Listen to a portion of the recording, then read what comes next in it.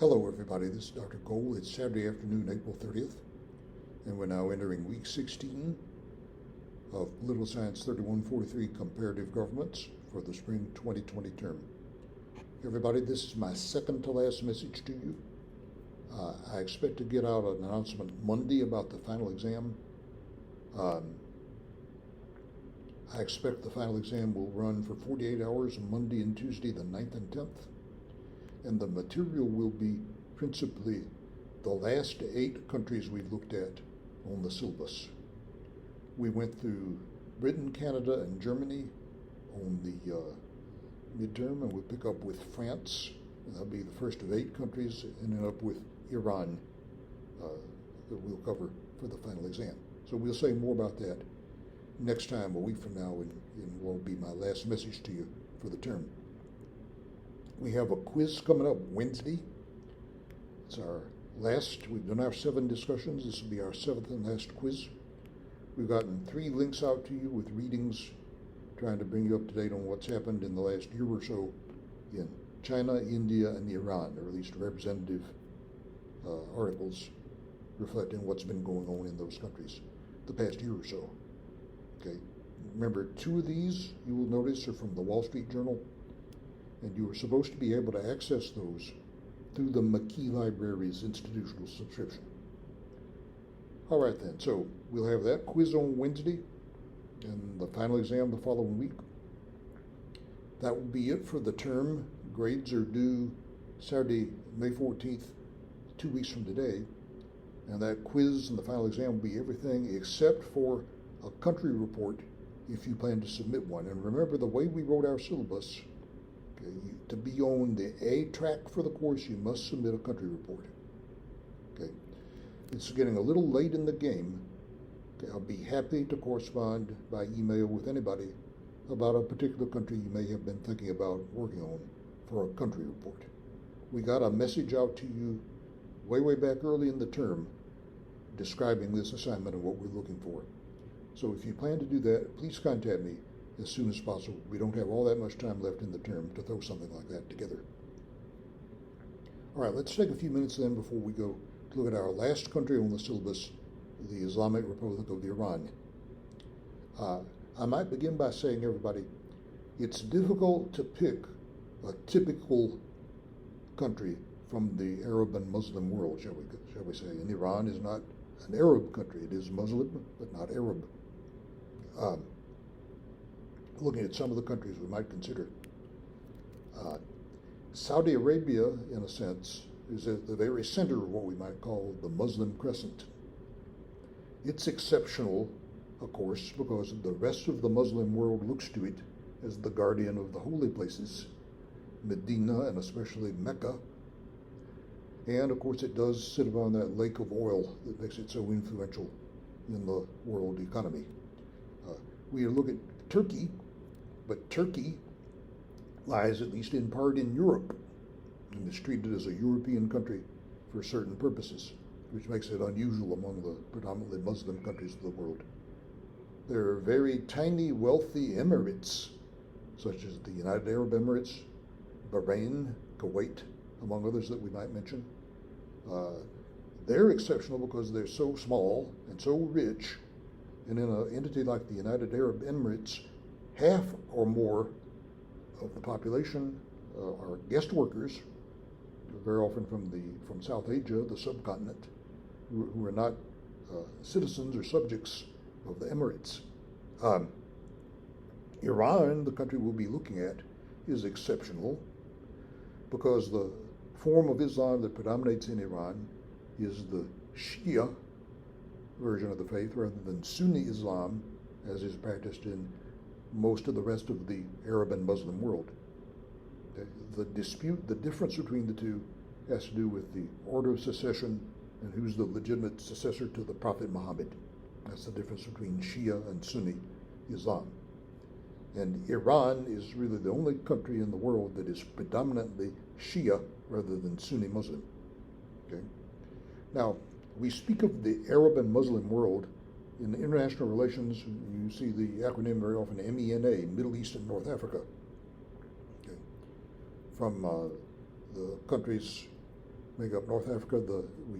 We talk about sub-Saharan Africa and the countries that are made up largely of the territory of the Sahara Desert in North Africa, moving on into the Middle East. Now, that doesn't exhaust the Muslim world.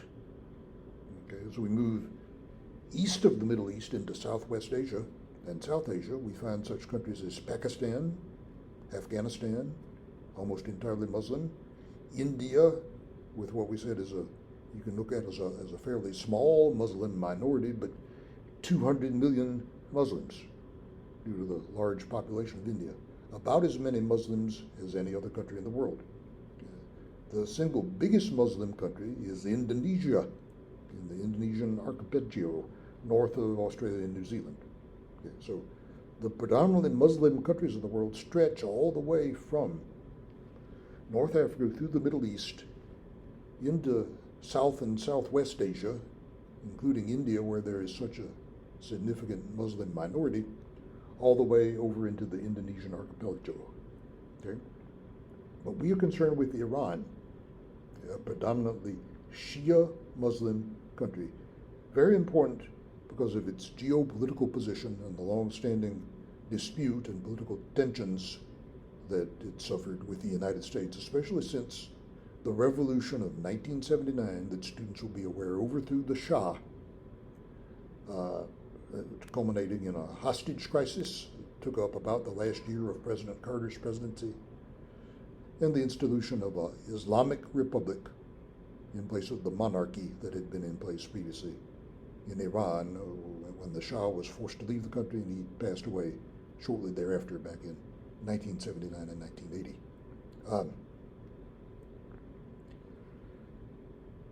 Iran is a country that most people would view as an authoritarian, if not totalitarian, regime. Totalitarian might be going a little too far, although the regime has done some brutal things.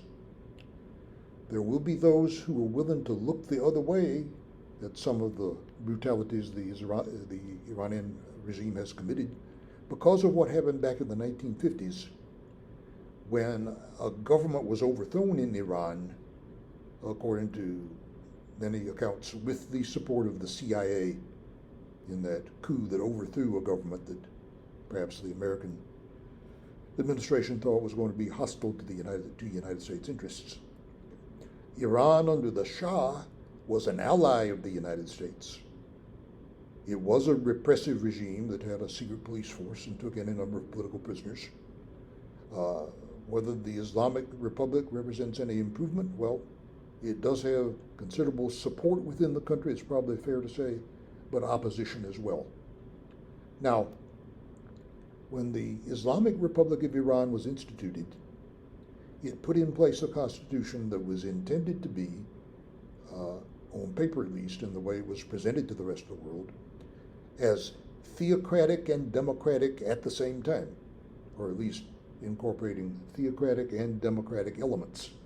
Now, there will be a fair amount of cynicism at any suggestion that there's any form of democracy in Iran at the present time. But there will be those who insist that the democratic flame is still flickering. It may be flickering barely as time progresses, because with the passage of time, the regime arguably has become more and more repressive. An election was just held last year, a presidential election that widely was regarded by the international press as rigged. Now, there is an elected president and legislature, although the elections may be rigged, but over and above the position of president, there is the supreme leader, who always is a cleric. Okay. Furthermore, there's a body called the Guardian Council, with whom all candidates for political office such as the presidency have to be cleared. I mentioned that in the most recent election, the Guardian Council appeared to veto everybody, any candidate who might have posed a serious challenge to the eventual winner. In fact, one candidate said in a televised debate that the regime was moving heaven and earth to get one individual in particular elected president. And there seems to have been a drop-off in turnout because perhaps of the Iranian people's cynicism about the electoral process as it's conducted in that country. So, a regime that came into power perhaps with some sympathy from some circles around the world because of the brutality of the Shah's regime, but which itself may have become more and more brutal and less democratic with the passage of time. Of particular interest would be the events surrounding the election of 2009, when the objection to the vote counting, the alleged rigging of the election, and the brutality with which that protest was put down ended up being broadcast about the world, around the world, on social media. One of the first world events to be extensively chronicled by social media. Okay. So, a regime with which some people will sympathize, but which to American eyes looks like a fairly brutal and repressive regime, and one with which the United States will enjoy tense relations in the years to come, by all appearances. One thing we have to note about Iran, the amount of news coming out of the country is limited. The major news that's been made about Iran recently has to do with the nuclear agreement that was negotiated between Iran and Western countries, the United States, European countries, the European Union, and Russia as well. The JCPOA, the Joint Comprehensive Plan of Action, which was supposed to limit the nuclear technology and nuclear research of Iran and limit and complicate the process of Iran producing a nuclear weapon if it were to choose to do so. Now, the Obama administration negotiated that agreement. The Trump administration pulled out of it. The Biden administration is trying to rejoin the agreement, but with limited success in negotiating with the government of Iran. The Iranian government will negotiate with the U.S. only indirectly through mediators from the European countries. Oh, you'll be reading all about that in your class notes for lectures 28 and 29, our last class notes of the term on Iran, in the modules area of the course website. That's our last country we'll be looking at for the term. So what we have left is a quiz on Wednesday, final exam the following week, and your country report if you choose to turn one in, which you need to do to get on the A track. Remember, the way our syllabus is written, you must submit a country report to be eligible for an A in the course.